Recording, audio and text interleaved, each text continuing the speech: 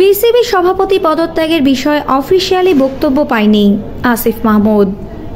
সাম্প্রতিক সময়ে রাজনৈতিক পটভূমি পরিবর্তন হওয়ার পর থেকেই দেখা যায়নি বাংলাদেশ ক্রিকেট বোর্ডের সভাপতি নাজমুল হাসান পাপনকে। এরই মধ্যে দেশের বিভিন্ন গণমাধ্যমে খবর প্রকাশিত হয়েছে বিসিবি সভাপতি পদ থেকে পদত্যাগ করতে রাজি পাপন। তবে এই ব্যাপারে অফিসিয়ালি এখনও কোনো নিশ্চিত বক্তব্য পাননি যুব ও ক্রীড়া উপদেষ্টা আসিফ মাহমুদ সজীব ভুইয়া। রবিবার সচিবালয়ের সাংবাদিকদের এক প্রশ্নের জবাবে যুব ও ক্রীড়া উপদেষ্টা বলেন, বিসিবির ডিরেক্টর ও সভাপতির পদত্যাগের বিষয়ে আমি মিডিয়াতে শুনেছি, তবে এখন পর্যন্ত এই বিষয়ে কোনো অফিসিয়াল বক্তব্য বা নিশ্চয়তা পাইনি। তবে এই বিষয়ে আলোচনা চলছে বলে জানিয়েছেন আসিফ। বিষয়টি এখনও প্রক্রিয়াধীন রয়েছে উল্লেখ করে তিনি বলেন, এই বিষয়ে আমরা আলোচনা করছি বিভিন্ন স্টেক হোল্ডারদের সাথে। সাবেক ক্রিকেটারদের এই বিষয়ে একটি সমাধানে পৌঁছানোর জন্য বলেছি। পরিবার সহ বর্তমানে লন্ডনে আছেন পাপন। গঠনতন্ত্র অনুযায়ী পদত্যাগ করতে চাইলে বিষয়টি পাপনকে লিখিত আকারে জানাতে হবে বোর্ডকে, যেটি পরিচালনা পর্ষদের সভায় অনুমোদন করতে হবে। সভা ডাকতে হবে সভাপতিকেই, যা তিনি দেশের বাইরে থেকেও করতে পারবেন। প্রধান নির্বাহী কর্মকর্তার মাধ্যমে সভা ডেকে উপস্থিত যে কোনো একজন পরিচালক সভাপতিত্ব করতে পারবেন। জানা গেছে পাপন পদত্যাগপত্র পাঠালে এই সভা ডাকা হবে। আফসানা নওরিন, বাংলা স্পোর্টস। দ্রুত সময়ের মধ্যে কাজ শুরু করার জন্য আমরা দেখব যে আমাদের যে এক্সিস্টিং ইনফ্রাস্ট্রাকচার আছে তার মধ্যে যদি করা সম্ভব হয় আমরা সেটাই প্রেফার করব। যদি তা না হয় সেক্ষেত্রে আমরা বিকল্পভাবে ভবন নির্মাণের মাধ্যমে সেখানে কার্যক্রম শুরু করব। তারপরে জানতে হচ্ছে যে ফিজিবিলিটি স্টাডিটা তাহলে আপনারা কোন জায়গাটাতে করছেন? একটা কোশ্চেন করলাম। মাননীয় উপদেষ্টা, আমি আফনান পিয়াল, অলরাউন্ডারে কাজ করি। আমার যা এই প্রশ্নের জায়গাটা হচ্ছে আপনারা কোন ভাবনা থেকে এটা করার করেছেন, আর আরেকটা ব্যাপার হচ্ছে আপনি বেশ কিছু জায়গার কথা বললেন, যেমন বায়োমেকানিক্স এবং আরো অনেক কিছু আছে। তো এই জায়গাটায় যে নিয়োগটা আপনারা দিবেন শুরুতে, এটা কি যেহেতু বাংলাদেশে এটা আসলে ওরকম ভাবে চলছে না, এটা কি শুরুতে বিদেশ থেকে এক্সপার্টদের আনবেন নাকি ওইভাবে প্রশিক্ষণ দিয়ে তারপর ওই জায়গায় সেট আপ করবেন? আমরা প্রত্যেকটি জায়গাতে এক্সপার্টদের মাধ্যমেই প্রশিক্ষণ নিশ্চিত করার চেষ্টা করব। তো প্রাথমিকভাবে যদি বাংলাদেশে সেই ফ্যাকাল্টি পাওয়া না যায় সেক্ষেত্রে আমরা দেশের বাইরে থেকে এক্সপার্টদেরকে নিয়ে আসবো। ভাবনার জায়গাটা কোন ভাবনার জায়গাটা তো স্পষ্টভাবে বলা আছে যে পিক পারফরমেন্সের জায়গায় আমরা একটু দুর্বলতা আছে আমাদের, এবং আমরা যখন ইন্টারন্যাশনাল বিভিন্ন প্রতিযোগিতায় আমাদের অ্যাথলিটরা যান আমরা সেখান থেকে আশানুরূপ সাফল্য অর্জন করতে পারি না। সেই জায়গাটাকে অ্যাড্রেস করার জন্য এই ইনস্টিটিউট। মাননীয় উপদেষ্টা, আমি সুদীপ্ত আনন্দ, আমি দেশবন্ধু। আমার জানার বিষয়টা হচ্ছে যেহেতু একটা নতুন একটা ধারণা স্পোর্টসে আপনি আনার চেষ্টা করছেন, কিন্তু আসলে খেলাধুলো তো চালিয়ে যাচ্ছে হচ্ছে বিভিন্ন ক্রীড়া ফেডারেশন। তো স্বাভাবিকভাবেই আপনি যেখানে যেই ডিসিপ্লিনারি খেলোয়াড় নিয়ে আসেন না কেন আপনার হচ্ছে ওই ফেডারেশনগুলোকে দিয়েই আসলে কাজটা করাতে হবে। তো সেক্ষেত্রে আপনি মানে ফেডারেশনগুলোর সাথে কবে নাগাদ বসবেন এবং সার্বিক ক্রীড়াঙ্গনের সার্বিক ধারণাটা কবে থেকে নেওয়া শুরু করবেন? দেখুন, এখানে আমরা বায়োমেকানিক্স সহ যেই ব্যাপারগুলো নিয়ে কাজ করার কথা বলছি, এগুলোর জন্য যেই টেকনোলজির প্রয়োজন হয় প্রত্যেকটা ফেডারেশনকে আমরা আলাদা আলাদাভাবে সেই টেকনোলজি প্রোভাইড করতে গেলে এটা আমাদের বাজেট স্বল্পতা সহ বিভিন্ন জায়গায় প্রতিবন্ধকতা আসবে। তো সেই জায়গা থেকে যেহেতু আমরা পিক পারফরমেন্সের কথা বলছি, আমরা একটি সেন্ট্রাল জায়গায় এই প্রশিক্ষণগুলো ব্যবস্থা করতে চাচ্ছি। সেই জায়গা থেকে স্পোর্টস ইনস্টিটিউট কাজ করবে এবং ফেডারেশনগুলোর সাথেও আমরা খুব দ্রুত সময়ের মধ্যেই বসে তাদের বর্তমান অবস্থা এবং অনেকগুলো ফেডারেশনে আপনারা জানেন যে যারা দায়িত্ব পালন করে আসছিলেন অনেকগুলোতে অনুপস্থিত, সে বিষয়ে আমরা সিদ্ধান্ত নিব।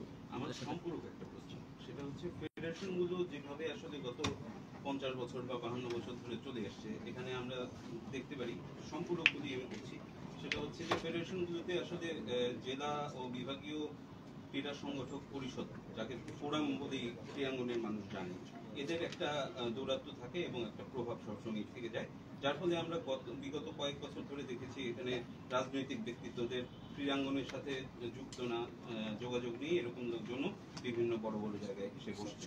তো এই জায়গাগুলোতে এই নতুন করে ফেডারেশনগুলোকে নতুন করে ঢেলে সাজানোর বিভিন্ন জায়গা থেকে আসলে দাবি উঠছে আপনার কাছে, তো এই জায়গাটায় আপনি কিভাবে চিন্তা করেছেন? না, অবশ্যই আমরা স্পোর্টসকে রাজনৈতিক প্রভাবমুক্ত করার একটা এজেন্ডা আমাদের আছে এবং সেই জন্য আমরা একটা সার্চ কমিটি গঠন করে দিব, যারা প্রত্যেকটা ফেডারেশনের বর্তমান অবস্থা, যারা কাজ করছেন, যারা দায়িত্বশীল আছেন তারা আছেন কিনা এবং তাদের ব্যাকগ্রাউন্ড কি, তারা কোন বেসিসে সেখানে আছেন, সেগুলো নিয়ে তারা রিপোর্ট প্রকাশ করবে এবং আমরা যার সাথে যে স্পোর্টসের সাথে যে সংযুক্ত এবং কাজ করে আসছেন তাদেরকে দিয়ে এই ফেডারেশনগুলোকে ঢেলে সাজাবো। রাজনৈতিক সংশ্লিষ্টতা আমরা সর্বোচ্চ কমিয়ে আনার চেষ্টা করব।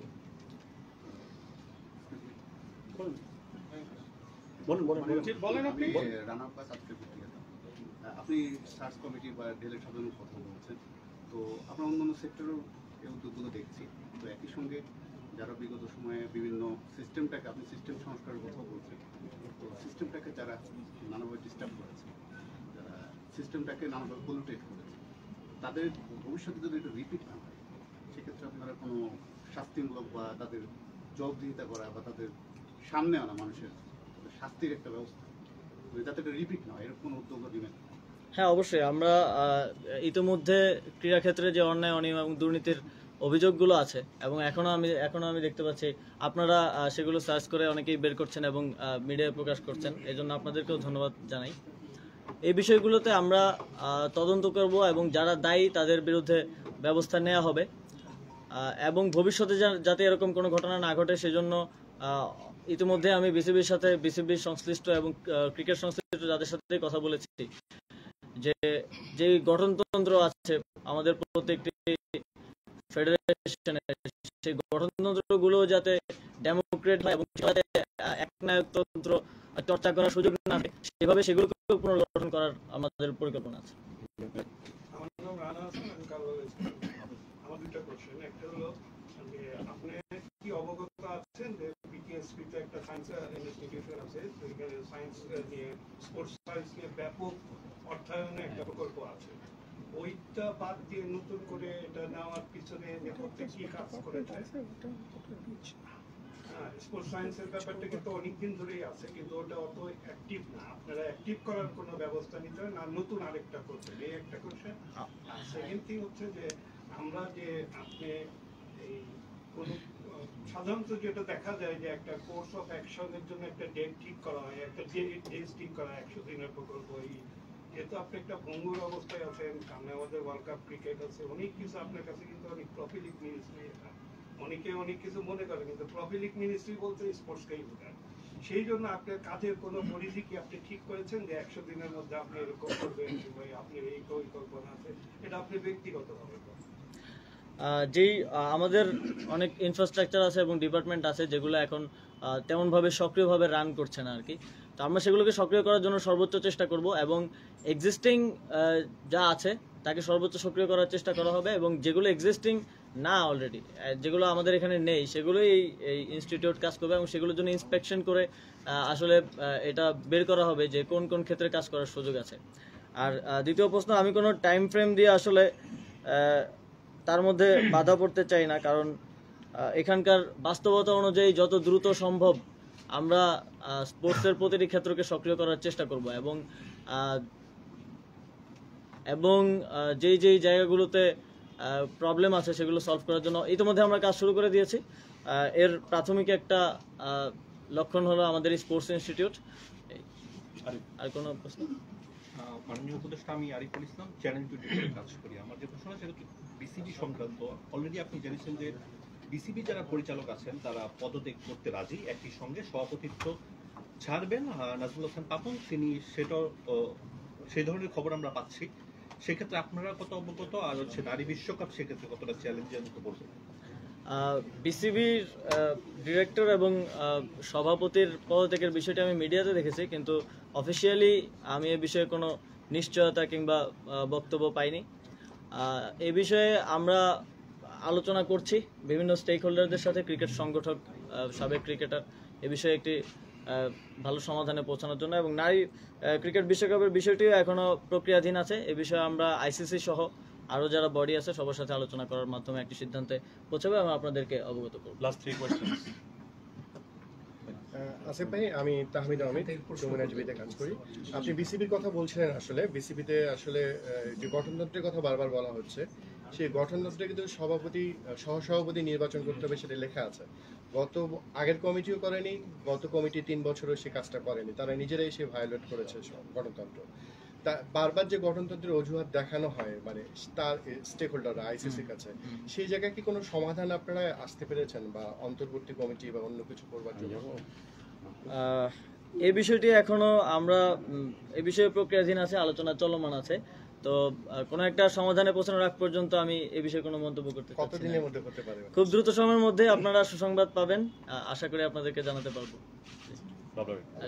উপদেষ্টা, আমি সনদ বাবলা, আমি সকাল সন্ধ্যার কাজ করি। আমি আপনার কাছে মানে সবকিছুর বাইরে একটা জিনিস জানতে চাই, আপনি স্পোর্টস মিনিস্ট্রি, ইয়ুথ মিনিস্ট্রি এটা কেমন উপভোগ করছেন? এই কদিন তো হলো, কেমন উপভোগ করছেন? আপনার কিরকম চ্যালেঞ্জ দেখতে পাচ্ছেন?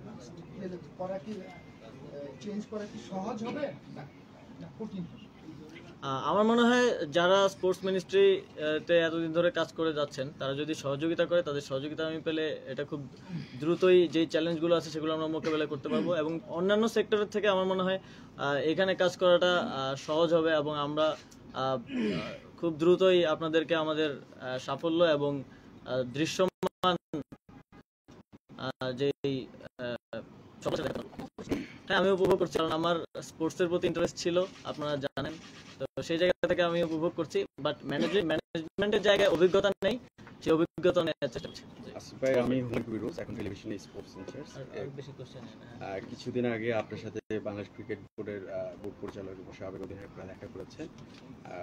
সেখানে নিশ্চয়ই টি-20 বিশ্বকাপ নিয়ে কথা হয়েছে। টি-20 বিশ্বকাপের কথা আপনি বললেন যে কিছুদিনের জন্য সিদ্ধান্ত হবে, তবে আমি যতটুকু জানি আইসিসি একটা সময় টাইম ফ্রেম বেঁধে দিয়েছে, 20 তারিখের সিদ্ধান্ত হবে। তাদের বিকল্প ভেন্যু আছে।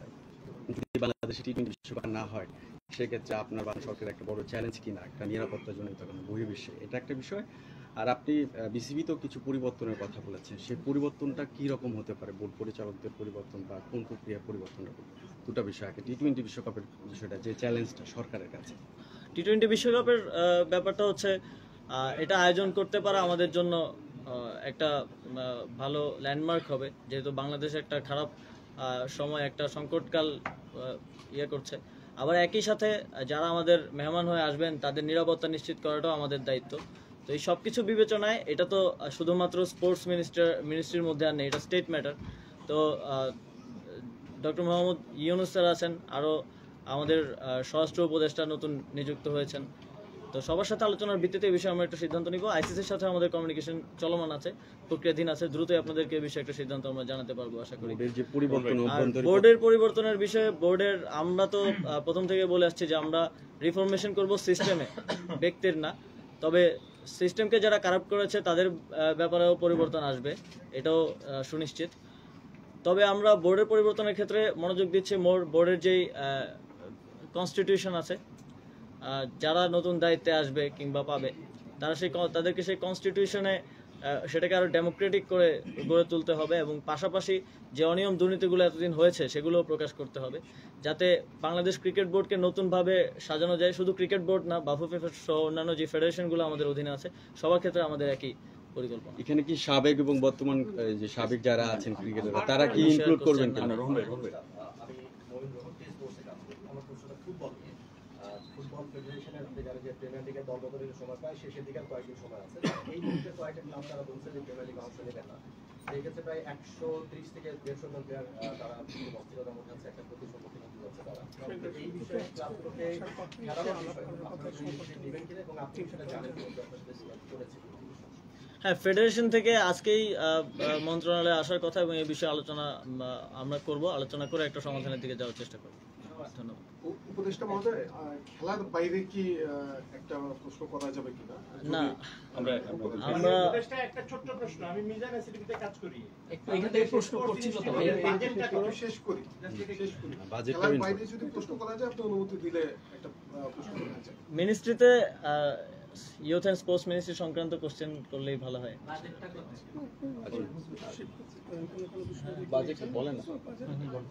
আপনি একটা বাজেটের প্রশ্ন করেছেন, এটি আমরা একটা কনসেপ্ট নোট, একটা ধারণা প্রথমে আমরা এটা করতে চাচ্ছি এবং আন্তর্জাতিক যে অন্যান্য দেশ যেটি করছে সেই আদলে আমরা করতে যাচ্ছি। সুতরাং এটি একটি ফিজিবিলিটি স্টাডি হবে, ডিপিপি হবে, যদি প্রকল্পের হয় তখন এটার মূল্য নির্ধারণ হবে। আমরা যদি একদম নতুন জায়গায় যদি এটা করতে যাই সেই জায়গার দাম আসবে, বিল্ডিং যেটা করব সেইটা আসবে, অন্যান্য বিষয় আসবে। এইটা এই মুহূর্তে বাজেটের কথা বলা যাবে না আপনাদের কত টাকা লাগবে। আমরা তো প্রাক্কলনিক করিনি, তাহলে আপনি কিভাবে জানবেন যে কত টাকা লাগবে বা আমরা জানবো? আমি মহিউদ্দিন পলাশ, খবরের কাগজের স্পোর্টস ইনচার্জ। আমার প্রশ্নটা হচ্ছে যে আপনি তো 10 দিনের মতো দায়িত্ব পালন করে ফেললেন, তো স্পোর্টসটা হয়তো কিছুটা আপনার নখদর্পণে এসেছে আর কি। তো এই 10 দিনের আলোকে আপনাদের জানতে চাচ্ছি যে আমাদের ফুটবল, ক্রিকেট এবং অলিম্পিক ছাড়া বাকি সবগুলো ফেডারেশনের প্রেসিডেন্ট কিন্তু গভর্নমেন্ট থেকে নিয়োগপ্রাপ্ত, দে আর নট ইলেক্টেড। এখন ম্যাক্সিমাম ফেডারেশন দেখা যাচ্ছে কোন কোন ফেডারেশনের প্রেসিডেন্ট, সেক্রেটারিও আপনার দায়িত্ব পালন হয়। যদি আমি স্পেসিফিক্যালি বলি কাবাডি ফেডারেশন, সেখানে প্রেসিডেন্ট ছিলেন আইজি, সেক্রেটারি ছিলেন আপনার ডিএমপির কমিশনার। তো এরকম কিছু কিছু ফেডারেশন একদম শূন্যতা দেখা দিয়েছে। তো এরকম কিছু ফেডারেশনকে আপনার মানে গুরুত্ব দিয়ে সিলেক্ট করে মানে জরুরি ভিত্তিতে কোন ব্যবস্থা নেবেন কিনা কার্যক্রম মানে পরিচালনা করার জন্য?